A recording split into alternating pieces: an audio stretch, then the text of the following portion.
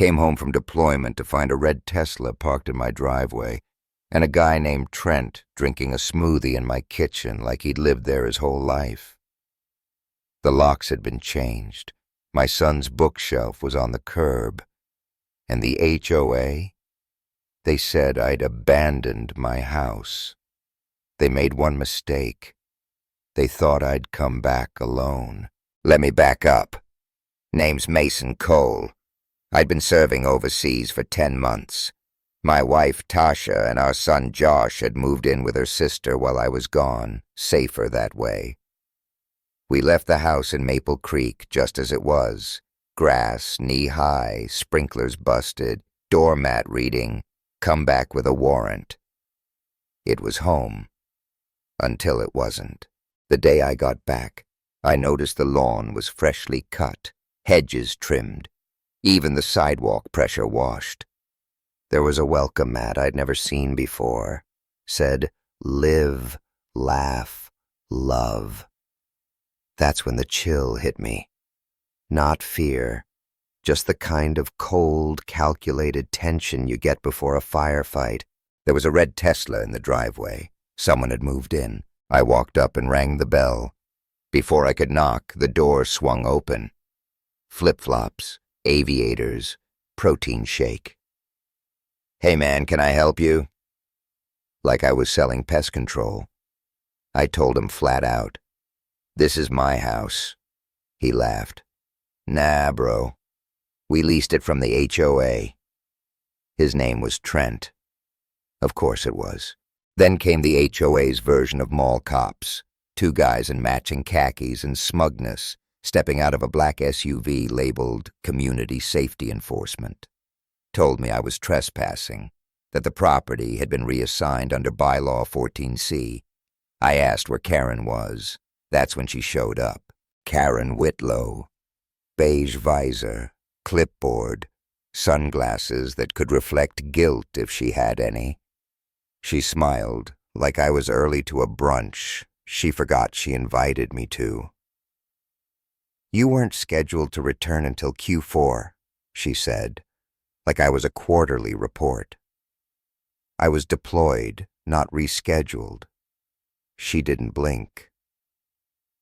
"We thank you for your service, but per bylaw 14C, homes left unoccupied for more than 90 days without maintenance are subject to provisional reassignment."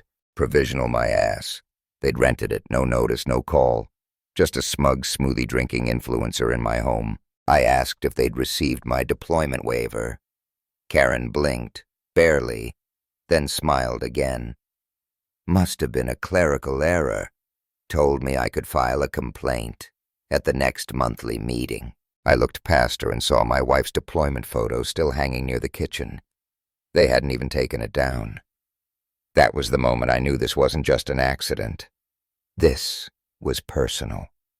And I wasn't going to win it by yelling. So I walked away, sat in my rental car, stared straight ahead and texted one word to a number I hadn't used since Kandahar. "Ready?" 2 seconds later, "Always." This wasn't a phone call for help. This was a call for backup. That night in the motel, my boots were still lined up at the foot of the bed, just like during briefing days. I couldn't relax. Josh didn't say a word, just pulled up his hoodie and stared at the wall. Tasha was strong, but I saw the cracks. That house was supposed to be our anchor. Now it was being lived in by someone who tossed out our family shelf like junk. I dug into the bylaws. Karen's little clause. It was added after. I deployed, backdated, pushed through during some shady emergency proxy vote, and signed by Karen herself, hidden in the margin of the meeting notes. This should resolve the Spruce Glen issue. That's me. I wasn't a person. I was an issue. I didn't scream. I built a file. Next morning, I visited the HOA office with a GoPro on my chest. Karen was there, chatting with a realtor. I walked in, silent, snapped a photo of the printed bylaw, then leaned close. "You should be careful who you write laws for." Her smile twitched. Then came the break. Mrs. Delaney, widow on the corner lot, walked in, looked Karen dead in the eye. "You told me you had Mason's deployment papers on file. I remember you said he wouldn't be back in time to matter." The silence hit like a grenade. Karen froze. That afternoon, I saw one of her fake guards in a parking lot, laughing on the phone. "Yeah, guy came back early. Karen handled it. Said he checked out long before he left." I walked right up to him. "Tell Karen next time she quotes me, say it to my face." He didn't say a word. That night, we rolled past the house. Josh pressed his face to the window. "Is it still our home?" he whispered. I couldn't answer, but the plan was forming. I called the team.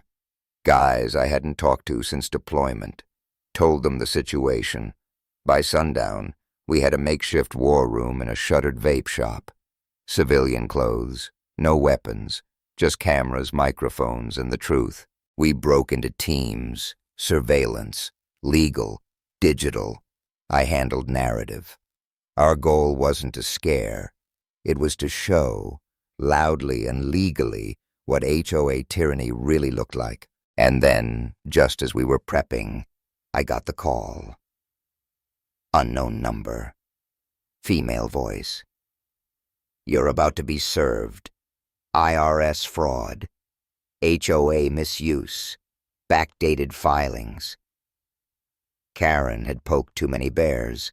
But the final hit? It wasn't Karen. It was Redford, my former CO. Retired now.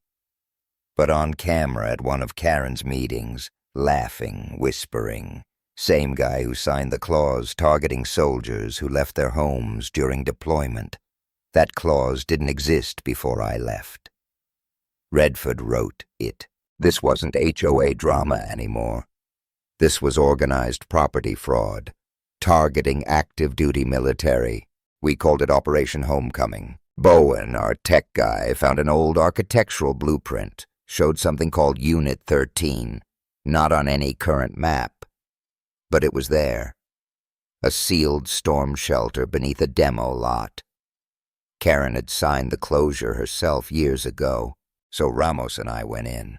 Crowbar, gloves, opened it. Inside, boxes of documents, ledgers, forged signatures, Karen's emails, photos of every illegal tenant they moved into my house, including a quote, "I don't care if he's active duty. He left. That makes him fair game." That was it. We turned it over to the state attorney. Karen was arrested mid-break-in, trying to find and destroy the files herself. She screamed about being concerned for the tenants. She was wearing slippers. Ramos whispered, "Perfect." Court moved fast. Karen tried to represent herself. Bad idea. Redford was exposed. HOA dissolved. Civil restitution kicked in. All homeowners got payouts, including the families of soldiers they stole from. And then I got the final blow. A city complaint. Filed by Karen from jail, accusing me of running an unauthorized tactical facility in my backyard. If that passed inspection, my house could be condemned again. But she wasn't alone. The complaint had been submitted through a private legal portal owned by Monroe's nephew. Monroe, the HOA's treasurer, was the real mastermind behind it all. Karen was just the hammer. He was the architect. We built a legal kill packet. Footage, bank records, altered documents, HOA meeting edits traced to Monroe's laptop. We sent it to the DA Housing Board, IRS, and Karen herself, certified mail. She opened it. Cameras caught her expression. Monroe was arrested a week later.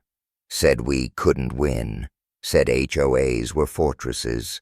I told him, then I guess it's time for siege tactics. Karen's final card was debt. She used HOA funds to pay her legal fees. The board demanded repayment from her personally. Her lawyer quit. She stood in court alone, broke. shaking. I didn't go to the sentencing. Some enemies don't deserve the satisfaction of seeing you watch them fall. But the day I knew we'd won was when Mrs. Delaney brought over cookies and said, "Thank you for showing us. We don't have to be afraid of them anymore." I smiled and thought, so why does it still feel like a war? Justice or just revenge?